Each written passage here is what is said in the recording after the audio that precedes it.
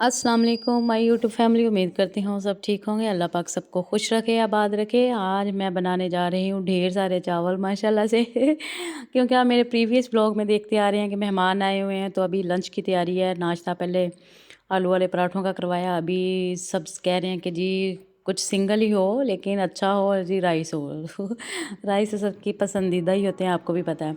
तो बस तैयारी स्टार्ट कर दिया माशाल्लाह जी। वाह वाह फैमिली इकट्ठी है तो फिर लांगड़ कस लिया भांडे भूंडे मांज के चल भी दगड़ दगड़ करके ना अपने सारे काम निबेड़ना शुरू कर दिए हैं जी। मसाले की तैयारी, मिक्स वेजिटेबल विद चिकन, और बहुत ही मज़े के चावल बनने लगे हैं जी। ब्राउन प्याज करके बहुत ही मज़े के बनते हैं। सिंपल इंग्रेडिएंट्स हैं, कुछ इसमें नहीं डाला, बस सिंपल सारी सब्जियां कटिंग करके डाल दी हैं। चिकन 1.5 kg था, इसको मैंने डाल दिया। पहले प्याज़ों का मैंने कलर निकाल लिया ताकि चावलों का खूबसूरत सा ना ब्राउन ब्राउन सा कलर आए। खड़े मसाले डाल दिए हैं जी, दालचीनी, बड़ी इलायची, लौंग और ज़ीरा, हर चीज़ इसमें डाल दिया। अब इसको अच्छे से भुनाई कर लेंगे।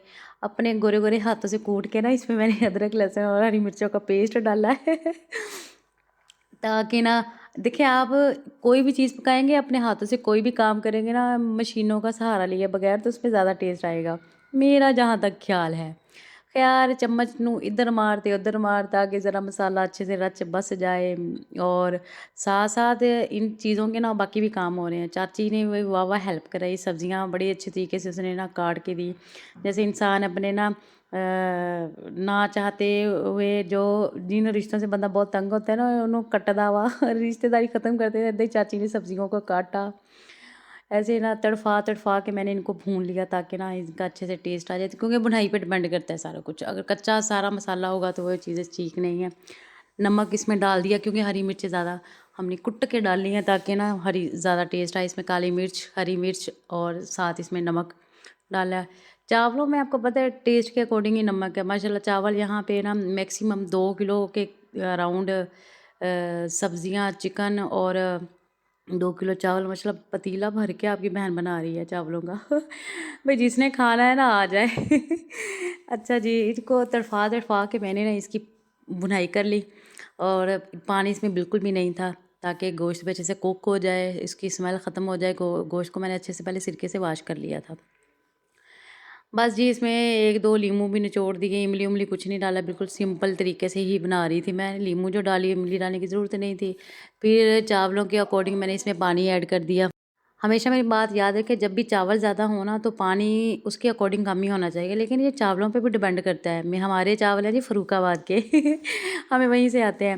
फिर उसी के हिसाब से मैंने इसमें ना पानी डाला है, क्योंकि काफ़ी देर भिगो के रखा हुआ था। अभी समझ लें आपके 4 डब्बे हैं ना, 4 डब्बे हैं तो इसमें आपने 8 डब्बे पानी के नहीं डालने। मैंने ये 7 डब्बे डाले हैं, क्योंकि बहुत सारी चीज़ें हैं और जब स्टीम होनी है तो पक जाएंगी।